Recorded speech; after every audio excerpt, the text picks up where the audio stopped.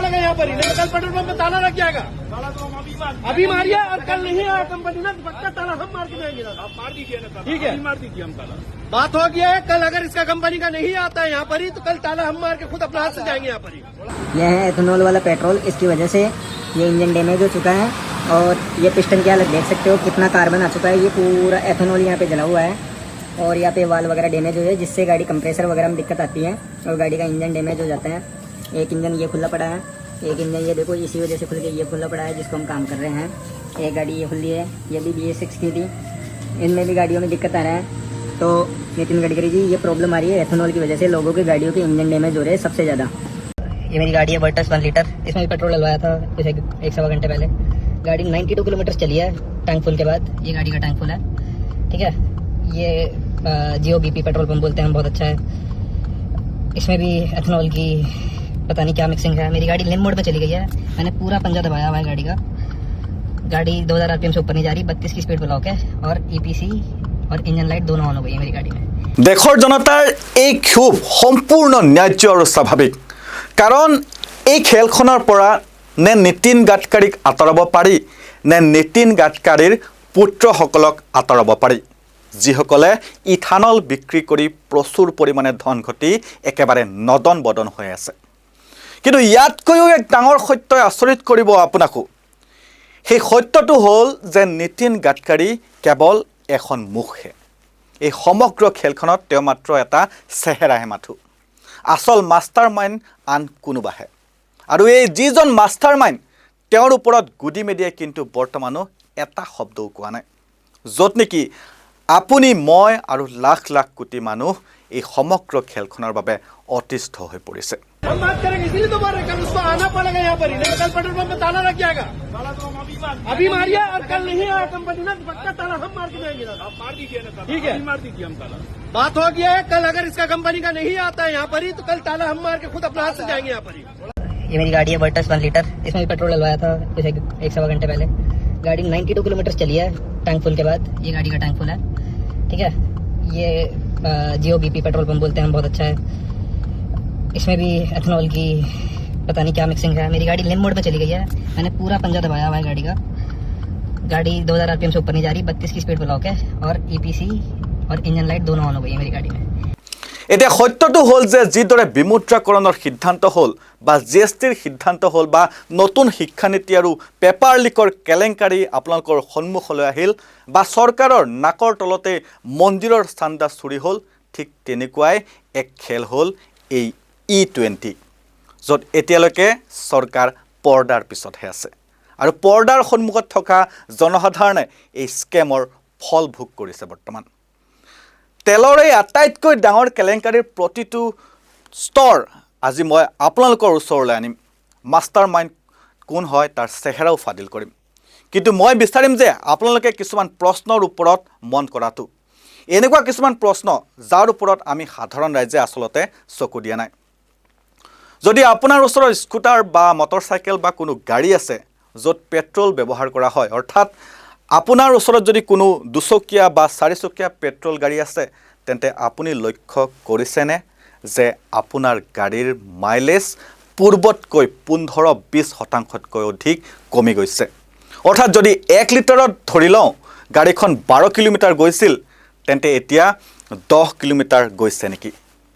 আপুনি কেতিয়াবা এই মাইলেজৰ ওপৰত মন কৰিছেনে? বা গাড়ীখন ষ্টাৰ্ট কৰোঁতে, ইঞ্জিন ষ্টাৰ্ট কৰোঁতে আপোনাৰ অসুবিধা হৈছে নেকি? বা আপোনাৰ এনে লাগিছে নেকি যে যেতিয়া আপুনি গাড়ী চলাই আছে তেতিয়া গাড়ীখন স্মুথ নহয় বা স্মুথকৈ চলা নাই? আৰু যদি আপুনি এনে অনুভৱ কৰে, তেন্তে আপোনালৈ মোৰ এটা প্ৰশ্ন যে আপুনি জানেনে যে আপোনাৰ গাড়ীত যি পেট্ৰল ভৰোৱা হৈছে সেই পেট্ৰলত এতিয়া 20% ইথানল ব্যৱহাৰ কৰা হৈছে। অৰ্থাৎ আপুনি যদি 1 লিটাৰ পেট্ৰল ভৰায়, তেন্তে আপুনি সম্পূৰ্ণ 1 লিটাৰ পেট্ৰল পোৱা নাই, তাত 20% ইথানল মিহলাই দিয়া হৈছে।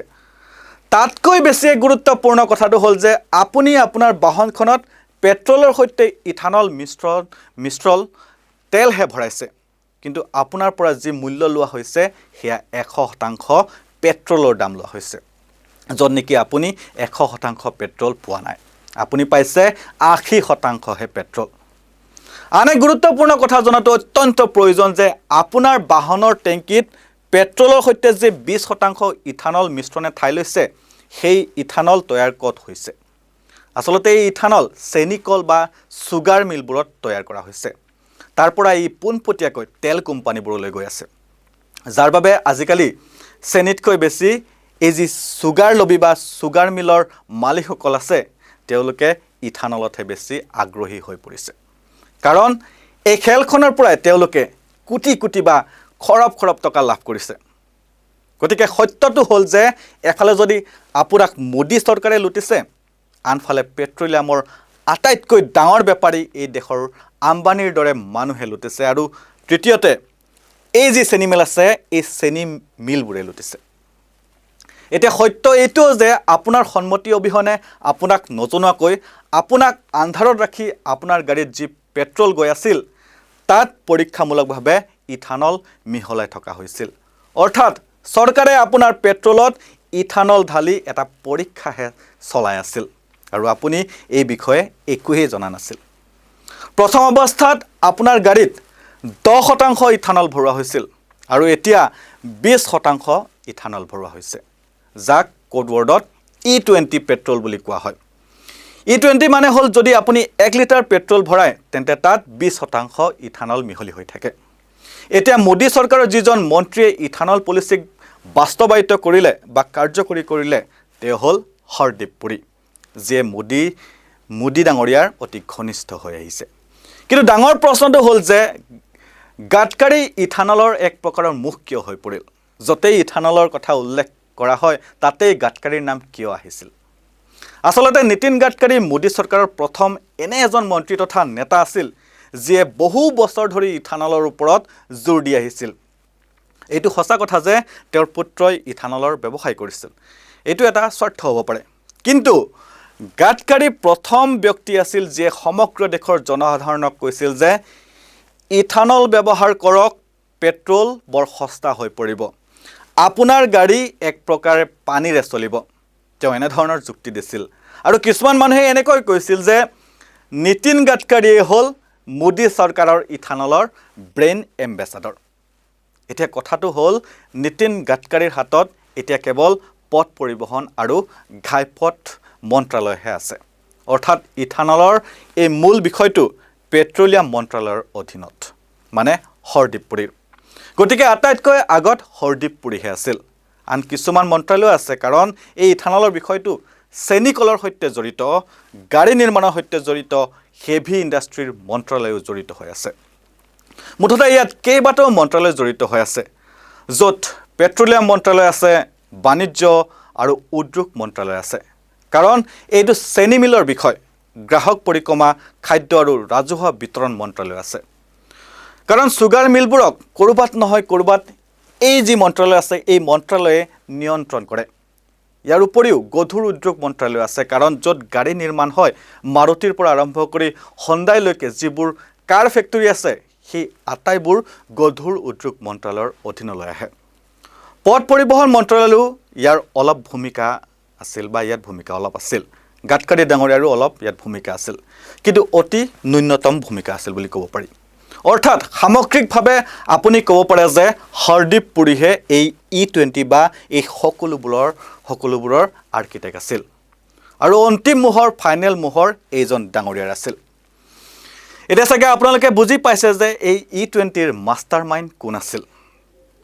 ইথানলত মূলতঃ দুটা মন্ত্ৰালয়হে জড়িত আছিল এটা হ'ল পেট্ৰলিয়াম মন্ত্ৰালয় অৰ্থাৎ হৰদীপ পুৰীৰ মন্ত্ৰালয় আৰু আনটো হ'ল প্ৰধানমন্ত্ৰীৰ কাৰ্যালয় অৰ্থাৎ নৰেন্দ্ৰ মোদীৰ কাৰ্যালয় কাৰণ ই এক অতি বৃহৎ পৰিকল্পনা আছিল আৰু ইয়াত কৰবাত নহয় কৰবাত মোদী ডাঙৰীয়াই অনুভৱ কৰিছিল যে ইয়াৰ দ্বাৰা বহুত ৰাহি হ'ব 20% আমদানি হ্ৰাস পাব আৰু ইফালে চেনি মিলবোৰো ভাগ্য খোল খাব য'ত শৰদ পাৱাৰৰ পৰা আৰম্ভ কৰি ডাঙৰ ডাঙৰ নেতাসকল তথা মোদী ডাঙৰীয়া আৰু চেনি মিলৰ মালিকসকলৰ সৈতে ভাল সম্পৰ্ক আছিল গতিকে মোদী ডাঙৰীয়াৰ ইয়াৰ আৰ্কিটেক্ট আছিল বুলি ক'ব পাৰি ইয়াৰ কাৰ্যবাহী আছিল হৰদীপ পুৰী এই দুইজন মানুহেই ইজনে সিজনৰ অতি ঘনিষ্ঠ আৰু দুইজন মানুহেই এই দেশৰ যি লক্ষ্য আছিল আন লক্ষ্যসমূহ অৰ্জন কৰক বা নকৰক লাগিলে সেয়া ডিজিটেল ইণ্ডিয়া হওক, মেক ইন ইণ্ডিয়া হওক বা স্মাৰ্ট চিটি হওক,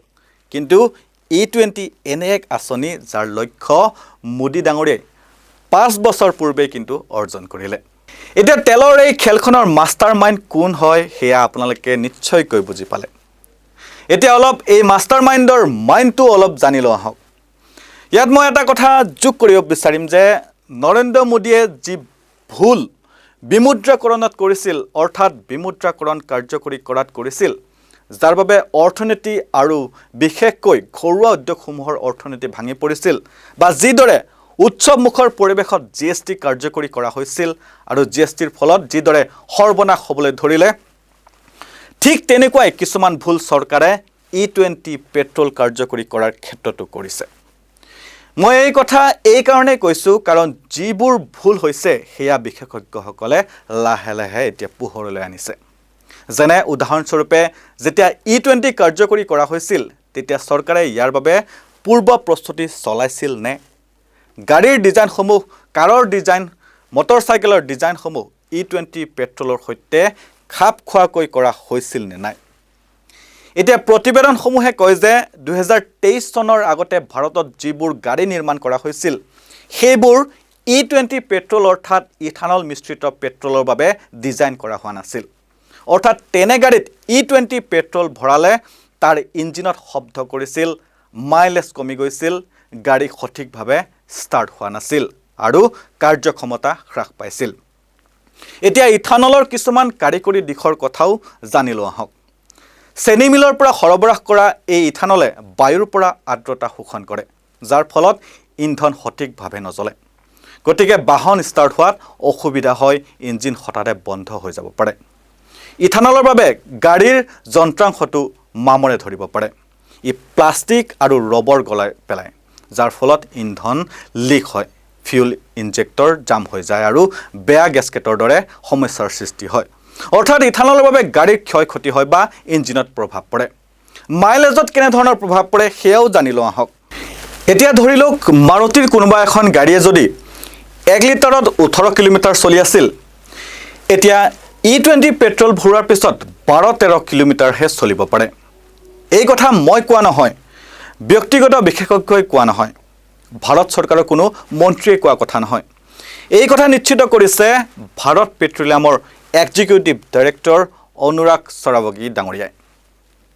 আচলতে নৰেন্দ্ৰ মোদী যেতিয়া শাসনলৈ আহিছিল তেতিয়া তেওঁ পৰিকল্পনা আয়োগ বিলুপ্ত কৰি ইয়াক নীতি আয়োগ নাম দিছিল আৰু কৈছিল যে নীতি আয়োগৰ পৰাই আমি সকলো পৰামৰ্শ লওঁ।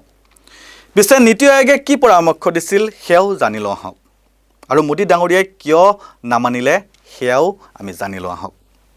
নীতি আয়োগে 2021 চনত স্পষ্ট পৰামৰ্শ দিছিল যে ইথানলযুক্ত পেট্ৰলৰ মূল্য সাধাৰণ পেট্ৰলতকৈ কম হ'ব লাগে। লগতে খুচৰা মূল্য হ্ৰাস কৰাৰ পৰামৰ্শ দিয়া হৈছিল, কাৰণ ইথানল সস্তা আৰু পেট্ৰল দামী। যেতিয়া 20% ইথানল মিহলোৱা হৈছিল তেতিয়া নৰেন্দ্ৰ মোদীক নীতি আয়োগে কৈছিল যে পেট্ৰলৰ দাম সস্তা কৰিব লাগে বা সস্তা কৰি জনসাধাৰণক লাভ দিব লাগে। কিন্তু প্ৰধানমন্ত্ৰীয়ে নীতি আয়োগৰ অৰ্থাৎ যিটো তেওঁ নিজেই গঠন কৰিছিল তাৰ কথাও নামানিলে। এতিয়া এই মূল্য নিৰ্ধাৰণৰ খেলখনো চাই লোৱা হওক, য'ত হৰদীপ পুৰীয়ে নিজকে বৰ পাকৈত বুলি দেখুৱাইছে। ধৰি লওক এই মুহূৰ্তত গুৱাহাটীত পেট্ৰলৰ মূল্য 107 টকা লিটাৰ, আৰু অইল মাৰ্কেটিং কোম্পানীবোৰে যি ইথানল মিহলাইছে তেওঁলোকে চুগাৰ মিলৰ পৰা ইথানল লৈছে 68 টকা লিটাৰত। গতিকে 68 টকা লিটাৰত ইথানল মিলাইছে 20%। তেনে বাকী থকা পেট্ৰলিয়ামখিনিৰ মূল্য ধৰি লওক 80 টকা আৰু 20% ইথানলৰ মূল্য হ'ল 13 টকা 12 পইচা। অৰ্থাৎ সামগ্ৰিকভাৱে যদি আপুনি সস্তা ইথানল আৰু 80% পেট্ৰল মিহলাই ইয়াৰ 1 লিটাৰ প্ৰস্তুত কৰে আৰু নিজৰ গাড়ীত ভৰাই, তেন্তে মূল্য কিমান হ'ব লাগে? 93 টকা 60 পইচা হ'ব লাগে। কিন্তু চৰকাৰে কিমান টকাত পেট্ৰল দিছে? 107, 110, 115 টকাত। দেখিলেনে মূল্যৰ এই খেলিমেলি? বুজিলেনে আপুনি ইথানলৰ এই সম্পূৰ্ণ খেলখন? গতিকে এনেধৰণৰ বিশ্লেষণাত্মক বা বাতৰিৰ বাবে চাই থাকিব নৰ্থ ইষ্ট নাও, আৰু ইয়াৰ লগে লগে মই মিন্ময় বাতৰিৰ পৰা বিদায় লৈছোঁ। ধন্যবাদ।